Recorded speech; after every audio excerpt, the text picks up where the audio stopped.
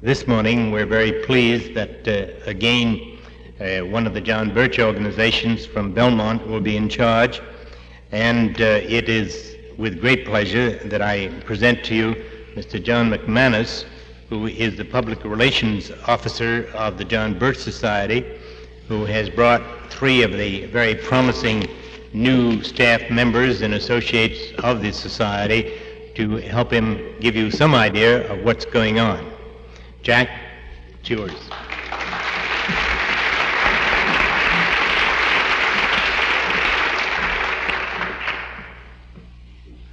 Thank you, Colonel Bunker.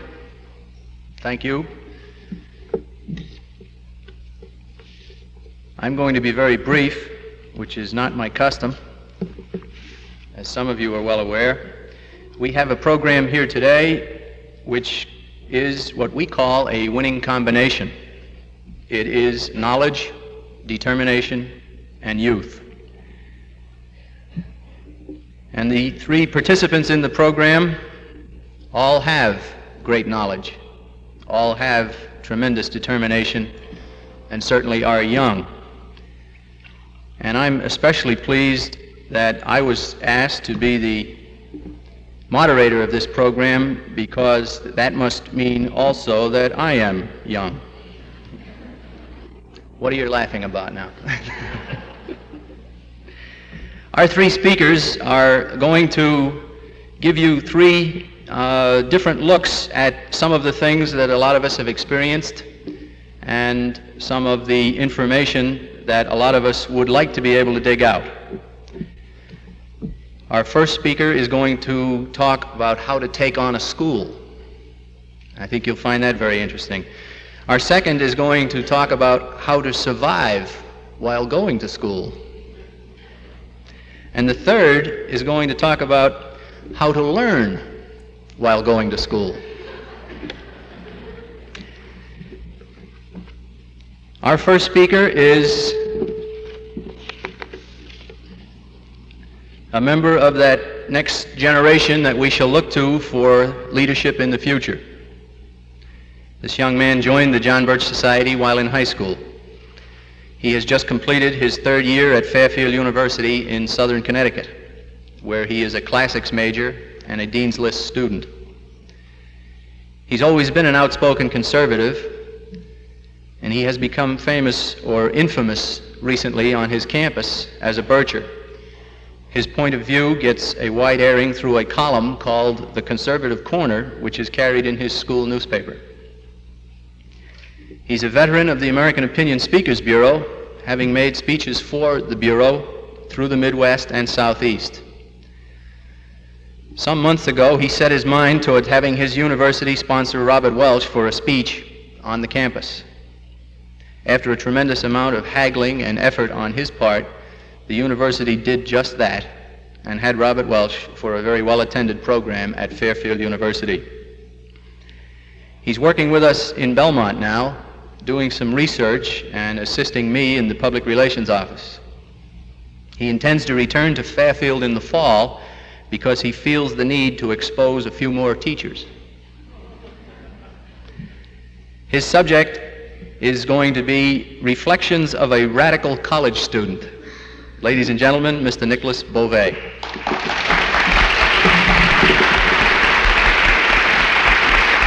Thank you, Jack. As some of you already know, I have just recently completed 3 years at Fairfield University. And unlike the other two gentlemen you see up here today, I am only a 3-year veteran of the war occurring on our nation's campuses. See, Bill and Gavin have already successfully completed 4 tours of duty on the front lines. In another 2 months, I'll be returning to the academic combat zone to try to defend the radical ideas that I happen to believe in. And please don't misunderstand the term radical. You see, where I come from, anyone who believes in A, God, or B, the Constitution of the United States, is by definition a radical. Today I will briefly discuss a number of tactics which can be utilized by a high school student or any college student in deflating the egos of recalcitrant leftist professors. These are tactics which may be used in any area, against any teacher, and at any school with almost universal results. But before I discuss these techniques, I'd like to, just for the record, tell you about the situation at my own school. Now, Fairfield University, according to its most recent publication, this is what they say about themselves. They say, quote, "It is a young, progressive, and rapidly expanding university whose growth and standards are strengthened and directed by the experiences and educational achievements of the Jesuits," unquote. Unfortunately, Fairfield's commitment to the truth went out the window over 2 years ago. Its former philosophical commitment could be found in its motto, which translated from the Latin means "through faith toward the fullness of truth." And if you were to look at the seal of our university today, you would probably find the same words on it. But the sad story is that the majority of students and faculty there no longer ascribe to that basic philosophy. The faith which this school once presupposed was Roman Catholicism, a faith which at that time claimed to rest on eternal, unchanging principles that always possess some degree of relevance. Now, strange as it may seem, many Catholics at my university, I would venture to say it's a personal opinion, have trouble even believing in the existence of God. Catholicism, as it has been known for 2,000 years, is dead there. And it is dead because certain forces within the administration conspired to kill it to secure federal grants of money. The religious commitment of Fairfield was destroyed on February 15, 1972, when our illuminated faculty voted 46 to 42 to eliminate the so-called Catholic clause in all university contracts. Now, this is what signaled the end of an era. The Catholic clause was a simple statement affixed to contracts of teachers which said in effect that since it was a private Jesuit school, a teacher could be dismissed if he or she deliberately sought to undermine the religious principles of that school. I guess you could call it a kind of loyalty oath to respect the religious faith of the particular university. Now, this did not mean, of course, that teachers had no freedom to criticize or question Catholic concepts. It was never an issue of academic freedom. It was really a form of self-defense which asserted the independence and privacy of the institution. But there were people on top of the establishment at my school who realized that in order to secure vast grants of federal support, Fairfield would have to abandon any vestige of religious commitment. And I like to call these people the scholastic insiders at my school. These scholastic insiders wanted to have the students on the bottom carry out the radical reforms that were needed. In order to do this, a number of things occurred which ultimately culminated in the significant action of February 15th. Now, in the late 1960s, liberal reforms were granted to the students by these scholastic insiders, knowing full well that such reforms, combined with the furor over the Vietnam War, would inevitably lead to violence, and then give the administration another opportunity to move the university left of center. And how this was done comprises an excellent study of the well-known communist technique known as revolutionary parliamentarianism. And that is basically a pincers movement employing pressure from above and pressure from below to effect a desired revolutionary change. And let me briefly describe how this tactic was used successfully at my university. In May of 1970, riots and a student strike occurred when a handful of students and radicals seized control of 2 buildings and shut down the school. Xavier Hall was seized by outsiders, some of whom were not even members of the student body. Canisius Hall was held, and a fire was started in the basement, which did a lot of damage. Now, this was the pressure from below, exerted by the violent minority, and this violent minority could never have been successful if the administration had not, in effect, set them in motion by refusing to take any action against them before anything even started. Now, the pressure from above came from the president of the university, whose name is Father McManus. He's now at the University of San Francisco out west, when he gave in to every single demand of the radicals. He also granted full amnesty to them for their extracurricular activities. Now the precedent had been set, you see. It was now time for phase 2 of the revolution. Phase 2 would entail the systematic destruction of the philosophical commitment to Catholicism in the philosophy and theology departments, and its replacement with the pragmatic philosophy of secular humanism. This phase was completed under the cover of what came to be known as the Caffrey Controversy. Now, Dr. Augustine Caffrey was a Jesuit priest who decided to leave the Society of Jesus and insisted on returning to teach theology courses at the university. He no longer even considered himself a Catholic. He claimed to be a self-professed agnostic. Now, of course, by this time, the theology department had already become secularized to the point where it was now just called Department of Religious Studies. Now, the president of the university had a problem because the alumni had become very upset over the way he had given in to the demands of the radicals in 1970. So under pressure, he failed to renew Dr. Caffrey's contract, knowing full well that the radicals in the student body, which had been set in motion by him, would make the issue into an assault on academic freedom and force him to give in anyway. Now, leftist organizations, the most prominent one was the American Association of University Professors, AAUP, agitated for a renewal of Dr. Caffrey's contract. And they used this issue with Dr. Caffrey to assault the Catholic clause provision, not just in Caffrey's old contract, but in the contract of every other teacher of the university. And central to the whole plan of these scholastic insiders at my school was Phase 3. Phase 3 was executed when the administration made the decision to keep Dr. Caffrey as a pawn in their game to procure more funds from the federal government. It was at this critical point that the Jesuits intimated among the people that it might be a good idea to keep Dr. Caffrey because we were going to court in a few months to try and appeal to the government so we could get more federal funds. And if we were keeping a man who was an agnostic teaching religion, this would look good to the federal government. It would show that Fairfield really wasn't a religious school and we could get the money. Now, as a result, Caffrey stayed and the Catholic philosophy of Fairfield University was scuttled. Now, during the controversy, I wrote a number of columns in the school newspaper about what was going on behind the scenes. And naturally, this did not ingratiate me with the Jesuit administration. The majority of the students were not really concerned with the issue because they did not realize that what was going on was merely a cover to effect a takeover by the federal government of the university. The administration even removed the name of St. Robert Bellarmine from the seal of the university. You see, Fairfield University was always known as Fairfield University of St. Robert Bellarmine. This was on the seal of the university. Well, the Jesuits found the name embarrassing. In fact, the executive assistant to the president of the university, Father Mahan, actually told me, and I later quoted him in a school newspaper, that the name of St. Robert Bellarmine was a great embarrassment to the university.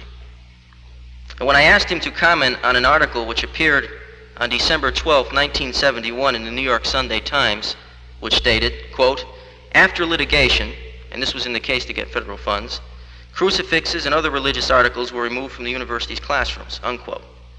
Now, Father Mahan typically hesitated to give me a straightforward answer, and he replied in this particular style unique to some Jesuits, quote, "It's not that many crucifixes, it's just that many crucifixes had not been replaced.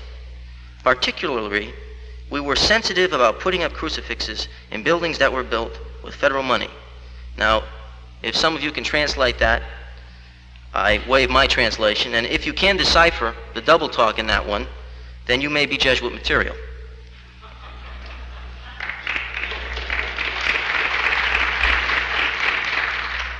You see, even though Fairfield was once a Catholic university, what happened there is important to all of us, no matter what religion you happen to believe in.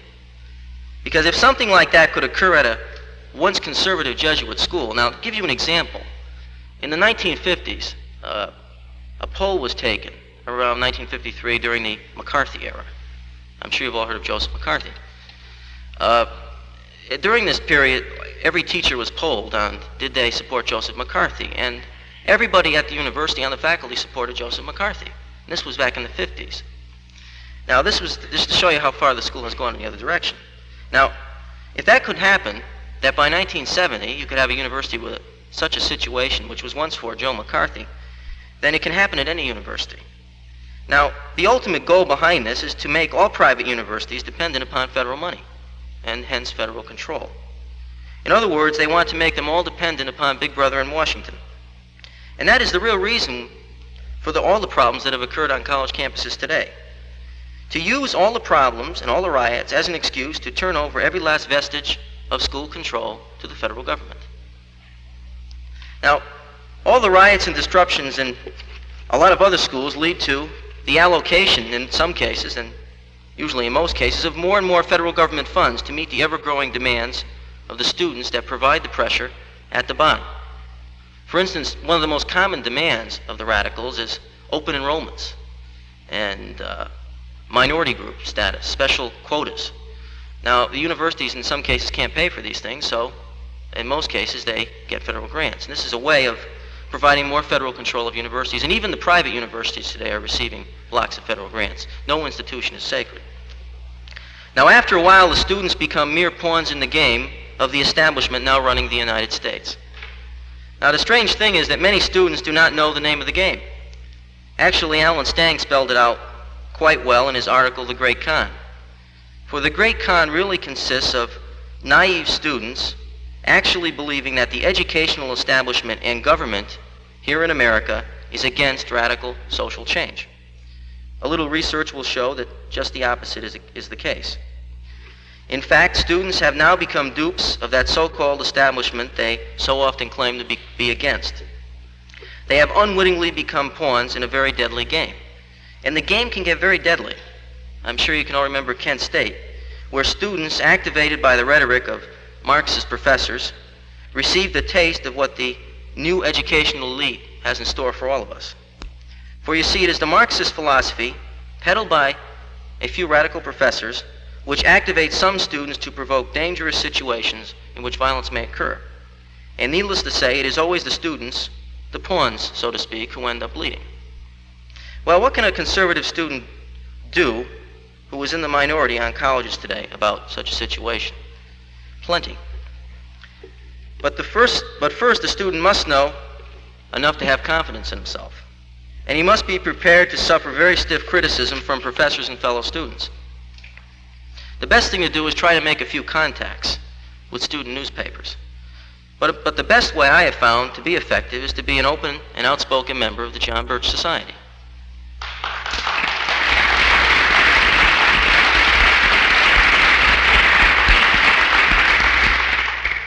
You know, I personally believe that there wouldn't be a conservative movement in America if it wasn't for the John Birch Society. Now, that doesn't mean we all have to agree with the Birch Society, but it does mean that if you want to go first class, join the John Birch Society. Now, of course, the goal of any John Bircher on a college campus should be to inform his fellow students about what is really going on. And some of you may know this isn't easy to do in many circumstances. But then again, the task of fighting for freedom throughout history has never been easy. You must learn how to reverse the tactics of the leftist professors on themselves and make them backfire. Most of their damage is accomplished through a skillful manipulation of a false premise. And a premise is simply a statement used as a building block to prove or disprove the validity of a conclusion. Their favorite tactic is to trick unsuspecting students into accepting a false premise. And once a student falls for it like, for instance, a poison pawn, he is forced to accept the conclusions of a professor, no matter how ridiculous or absurd they might otherwise seem. Let me give you an example. In one of my freshman courses, our professor had us read a wild little book called Psychotherapy East and West by a man named Alan Watts. Now, the basic idea which permeated this book was that American society is sick. I'm sure you've all heard that one before. It is sick because of our perverted concepts of individualism. And that's the whole premise on which this book is based. Now, for example, we find the premise on the opening page of the book, quote, "It is increasingly apparent to psychotherapists that the normal state of consciousness in our culture is both the context and a breeding ground of mental disease. A complex of societies of vast material wealth bent on mutual destruction is anything but a condition of social health," unquote. In other words, if you happen to believe in individualism and the principles on which this republic rests, you are a potential maniac.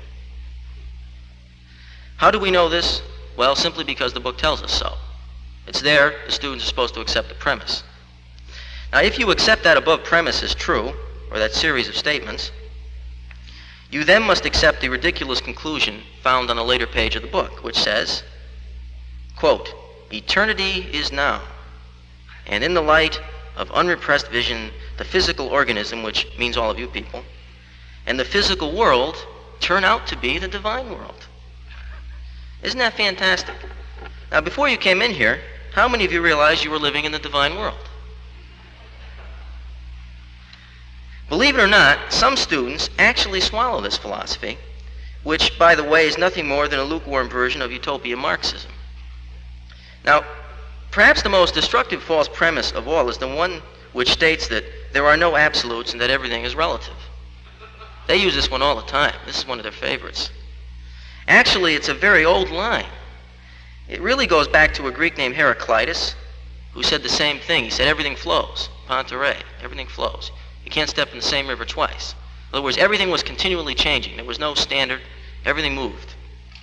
Then a Greek named Democritus further refined it down to a philosophy of atomism. Nothing existed except atoms in motion, materialism. And essentially, the Democritean philosophy is very similar to some of the theories of modern-day communism.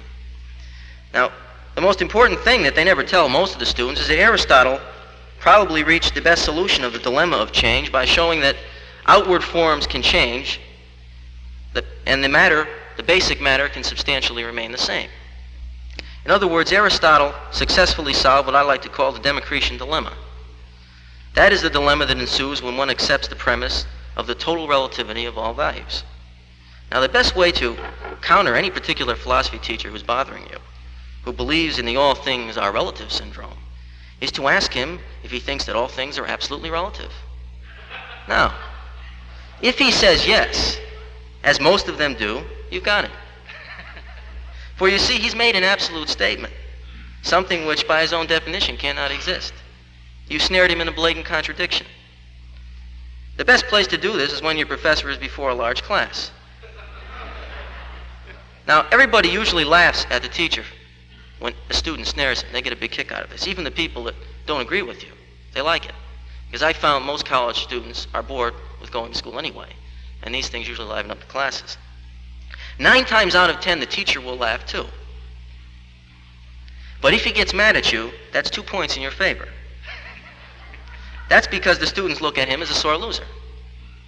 Now, I had an English instructor when I was a freshman who used to lecture us by reading the New York Times. This was the epitome of literature.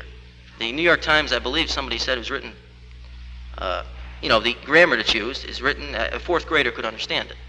And in a college English literature class, she was reading us the New York Times. And it was interesting, listening to Tom Weicker every day, but I wouldn't recommend it to gain a knowledge of English literature. Then she would arrange the class into small discussion groups in order to rap on the current issues.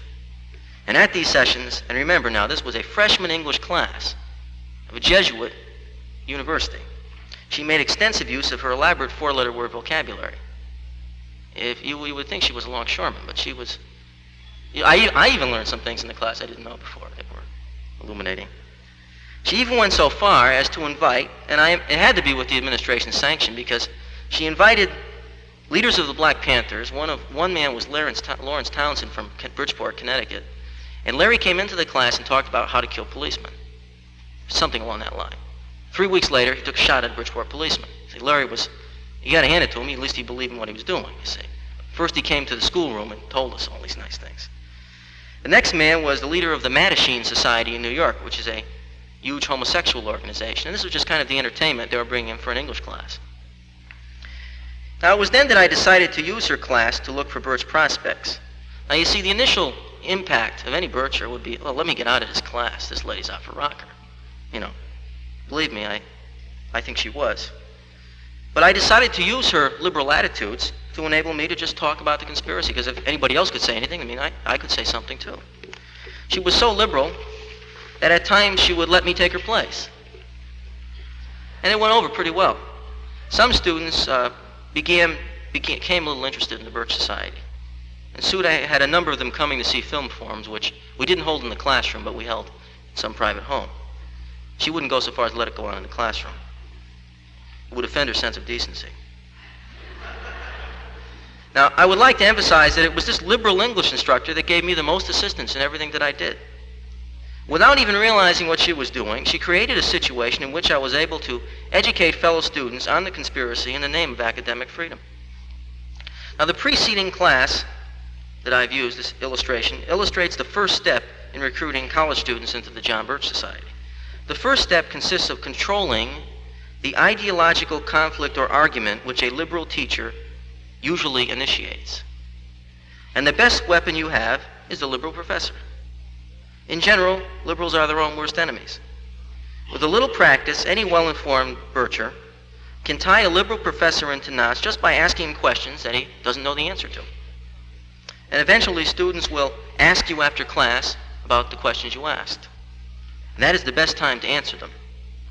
And that is when you can begin to select prospects. Now, if you really succeed in confusing your professor, the majority of students will come to like you regardless of their political persuasions. In general, I have found that most students find lectures rather boring, and once they see a student livening up a class with controversy, they will instinctively side with the student causing the controversy. Now, I am not advocating disruption of classes. There are some classes that, there are a few, I've been in a few, they're very good. You can learn something. What I am advocating, however, is that conservative students, especially Birchers, take advantage of classroom situations whenever they arise. I think Mao Zedong had a saying, seize the day, seize the hour. Well, it works both ways. And, you know, you can seize a situation when it arises. Don't just instinctively say, well, she's crazy. You can use them to destroy their philosophy.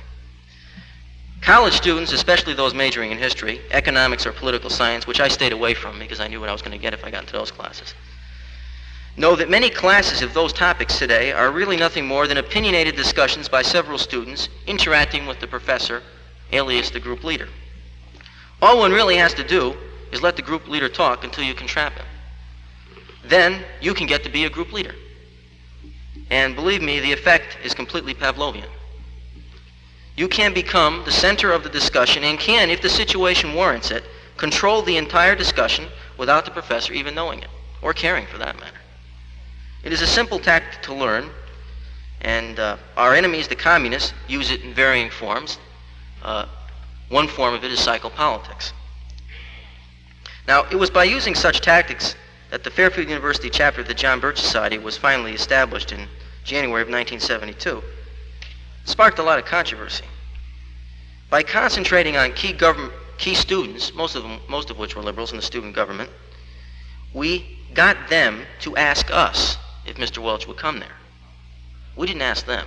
In fact, I remember vividly trying to peddle Jack McManus.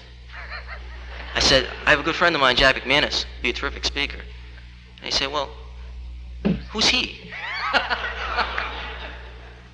He said, why don't we get the leader? So I sat down, and I remember vividly calling Jack McManus on the phone that night, and I said, they want Robert Welch, you know. And I don't think you could believe it either. I still didn't believe it. I didn't believe it until he got there. And even there was a hassle. Now, the liberal student government paid for the speech eventually. That's another story.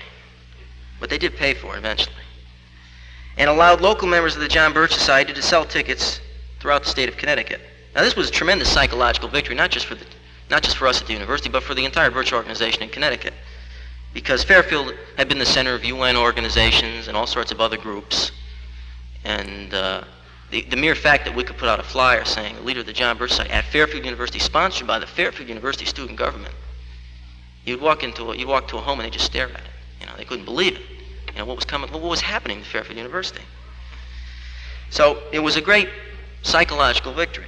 Now you can imagine how good it felt to have a speech like that sponsor, Mr. Welch. Now the Jesuits were not able to stop it, although they did try, because, you see, the Jesuits had given too much of their power over to the students already. It backfired. You see, they had given too much power to the student government, which I had influenced by appealing to the ideal of academic freedom, because their professors were telling him academic freedom, academic freedom, academic freedom. So I said, hey, how about some academic freedom over here? You know, And a few of the students actually, they didn't learn enough in the class. You weren't supposed to listen to our kind of academic freedom. And some of the professors were upset about it, but there was nothing they could do. Even Father McManus, I think, stepped in for 5 minutes to hear Mr. Welch, and he walked out. Now, the administration insiders had lost control over the situation. They had created a situation which they intended to use, which we use for our own purposes. They could not oppose the speech without appearing to be against academic freedom. And I can assure you they didn't like it. And we have beaten them at their own game of cards. Now, this can be done anywhere as long as there are even 1 or 2 students willing to take a stand and fight. And especially fight as if our victory is assured. I don't like to say be arrogant, but always act as if they're finished and we're winning all over. And in many ways we are, because that really aggravates them. They begin to wonder about your sanity too sometimes. Now, in addition to Mr. Welch's speech, we managed to sell or distribute about 700 copies of None Dare Call It Conspiracy. Not to mention all the reprints that were given out. In fact, I remember on UN Day we had a big poster, one of those 8 by 12, huge, on plywood in the Student Center. And the whole day was just giving out 2,000 UN flyers, the whole day long, and we got official, representation by the university. They signed the whole thing. They didn't want to give us any trouble. And, there were a lot of UN people coming, and they were having a UN thing on UNICEF that night at the university, and they would come in, and they'd take it, and I'd say, Happy UN Day. I would say, Happy UN Day to everybody, and they'd take it, and they'd read it, and some of them would just, go gangbusters. But the project shook them up, and by the way, this was held at the Martin Luther King Student Center. That's the new name for it. Now, then, worse than that, the student government finally officially recognized this as a viable entity on the campus.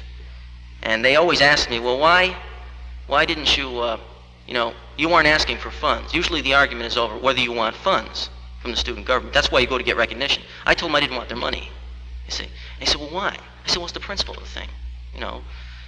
Besides, it gives me a platform for talk for 3 hours before the student government. I see each of you argue with each other. And eventually, through a lot of wrangling, we got that through too. Now, it can be very amusing, even though it can be aggravating. Perhaps the most common reaction I get on campus is the strange phenomenon that I call the evil eye. Now, the evil eye often appears as a unique stare from students as one goes to and from class. Now, in some cases, the glare is more pronounced. If you carry it, I usually carry a suitcase covered with Read None Dare Call It Conspiracy stickers, which I had specially designed so they could see the Illuminati eye staring at them, and they would always stare at you, Now, after a while, the victim of the evil eye begins to think he may become a carrier of the bubonic plague. Of course, occasionally a student may stop and talk to you just to see if you really are one of them. So, you see, it really can work even on the most liberal college campus. I doubt if the battle is won at Fairfield. I really do, because there are other forces at work all the time. But one thing that's interesting to note is that they think we have hundreds of people. Maybe we have just maybe a handful, really. And I don't know if we have that sometimes. But you can make them think that we're all over or coming out of the walls. And they're very gullible. Now, for the first time, students there have had a constructive alternative to the sophisticated sophists and intellectual bigots that once held the reins of power there. And Fairfield University shows that it can be done if enough conservative students decide to take an active role and, in the words of Mao Zedong, seize the day and seize the hour. Let us not desist in our efforts until we have destroyed the intellectual prostitution which transpires at many schools today, and let us keep fighting until we can say with satisfaction that we have met the enemy and he is ours. Thank you.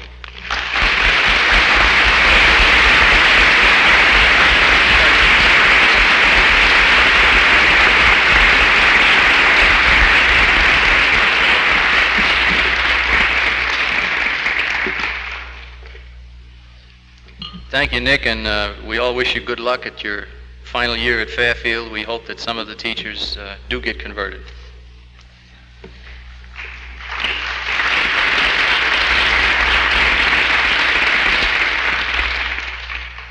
Education is a very important thing, There are places, some places in the country where young students are getting it pretty straight, however few they are. I heard a 4th grader recently. He had decided without question that George Washington was the finest president we ever had. And when asked why, he simply said he never blamed any of his problems on a previous administration.